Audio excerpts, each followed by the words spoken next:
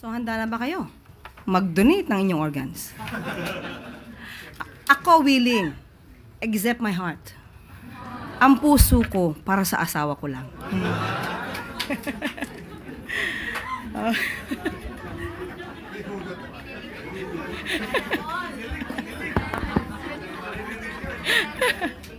Ayan, okay, ready na po tayo sumagot ng inyong mga mahihirap na katanungan, MPC. First question, special request, Chloe Hufana, Business World. Hello po, Yusek. As the Israel-Iran entered its 7th day of airstrikes, do we see any effect of their prolonged conflict in terms of OFW remittances and deployment? Nakausap po natin si Yusek Alu ng DOF at sinasabi po niya sa ngayon po ay wala pa pong impact na gano'n sa OFW remittances. Ang sabi po niya, and I quote, "The impact on remittances remains limited for now. Given the remittances from Israel and Iran amounted to $106.4 million in 2024, 0.03% of total remittances. However, an escalation that could include the rest of the Middle East will have a substantial effect on overall remittances." Ayon sa kanya po, malamang po talaga ay magkakaroon ng pagtaas sa presyo ng krudo at maapektuhan mas malamang ang household consumption at ang economy growth prospect. Yun po ang sasabi niya. Dahil kadalasan po kapag tumataas ang presyo ng krudo, tumataas din po ang bilihin sa merkado. Thank you po. Thank you, Chloe. Next question, Eden Santos, Net25.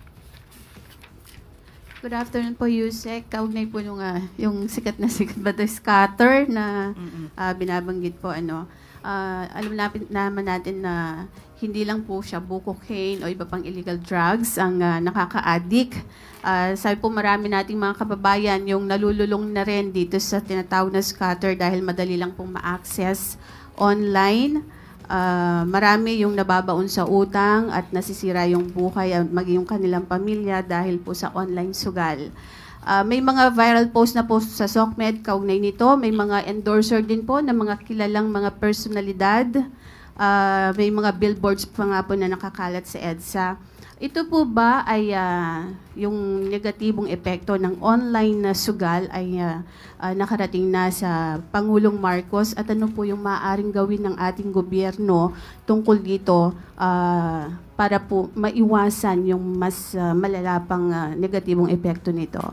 Opo, nakakalungkot po dahil marami sa mga kababayan natin ang nagugumon sa sugal. Kung gagamitin lamang nila ang kanilang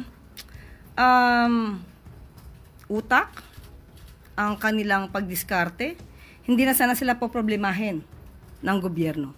But dahil hindi nila makontrol ang sarili nila sa pagkagumon sa sugal, ay kailangan pa silang intindihin.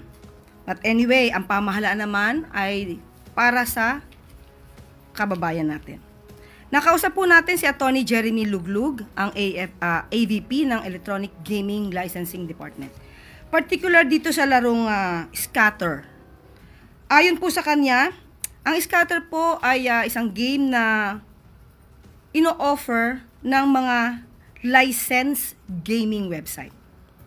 So kapag ka po ito ay in-offer naman ng isang licensed gaming website, nakokontrol po ito, namomonitor po ito, at kung ang pamilya man ay nagkakaproblema sa kanilang kamag-anak dahil nagugumon sa sugal, maaari po sila agad pumunta sa PAGCOR para po maban ang tao na ito sa paglalaro.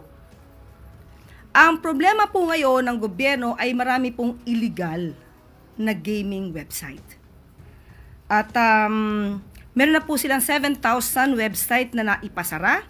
Ito ay pinapaalam po sa DICT para po maipasara. Yun lamang po, kapag ka po naipasara, mag-iiba na naman ng website. So, pero hindi po titigil ang PAGCOR at ang DICT sa pagtanggal ng mga ganitong klaseng website. Kaya lamang po ay magiging paulit-ulit dahil paulit-ulit silang nagbabago ng kanilang website. So, tandaan po natin, hindi rin po tutulugan ng gobyerno ang ganitong klaseng mga problema. At sabi nga po natin, patuloy po sila nagtatrabaho para po ito ay masawata. At sa tulong po rin ninyo, doon sa mga nag-e-endorso, kung ito naman po ay hindi lisensyado, huwag nyo na pong patulan ang ganitong klaseng mga pwedeng pagkakitaan. Yusek, since sinasabi niyo po paulit-ulit lang kahit na ipasara, wala po bang plano ang administrasyon ng Pangulo para po ito ay ipatigil na lang din kagaya nung ginawa sa Pogo na pinaban po? Hindi po kasi siya ay maiko-compare sa Pogo. Sabi nga po natin, ito po ay nanggagaling sa illegal website.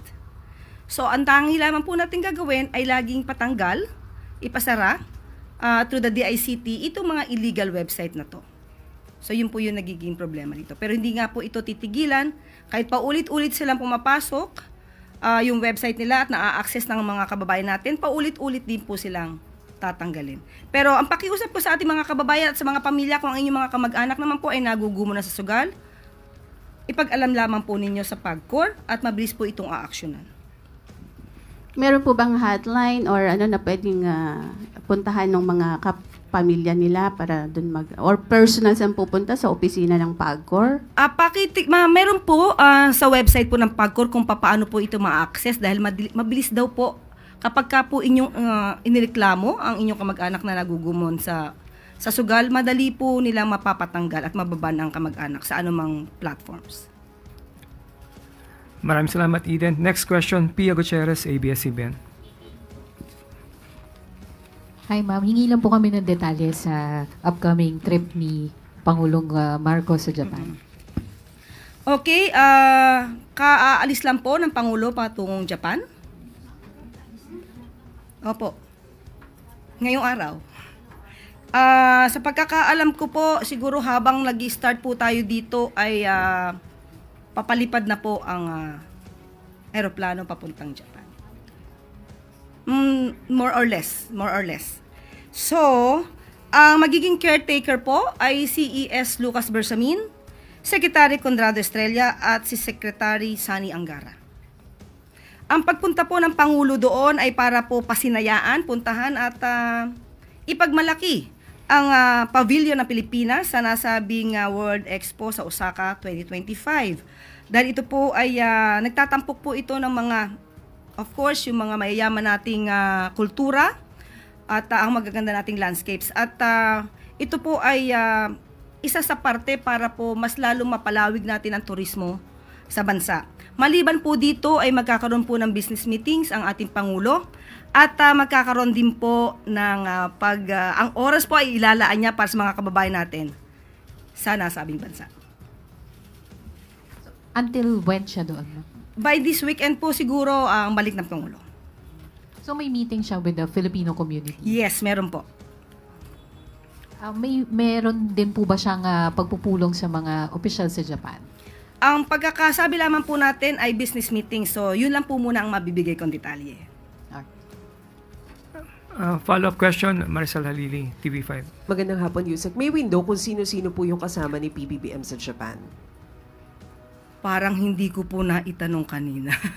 Maliit lang po ang mga kasama. Maliit lang po yung delegado na kasama po ng Pangulo. Bibigyan ko po kayo detalye kapag nabigyan po ako.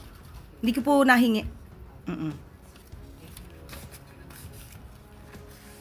Next question, Ivan Mayrina, GMA News.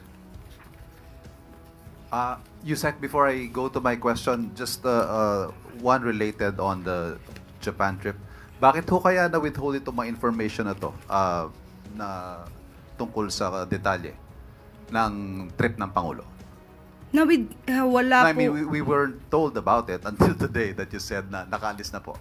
Which is unusual because usually when the President goes on a foreign trip, may pre-departure briefing. No, sa pagkakalam ko po, inabalita naman kung kailan po ang kanyang pag-alis. Hindi po. Hindi naman po siguro meron po ako nakita sa isang news.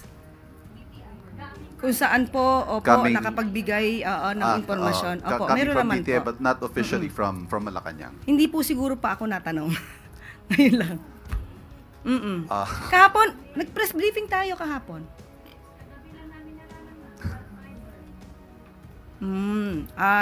Wala po tayong siguradong tugon para dyan dahil ito naman po talaga ay schedule because of the expo. Okay. Para sa pavilion na pinagmamalaki ng Pangulo. If I may proceed to my question, ma'am, the UN Special Rapporteur has called on the Philippine government to ratify international human rights treaties, specifically the International Convention for the Protection of Persons from Enforced Disappearance. Yes. Nabasa ko po yung artikulo na to. At natutuwa at kinasisiya po natin na napapansin internationally ang ginagawa ng Pangulo at ng pamahalaan para paigtingin ang karapatang pantao at para maaksyonan at pigilan ang enforced disappearances and extrajudicial killings na nagaganap nung nakaraang administrasyon.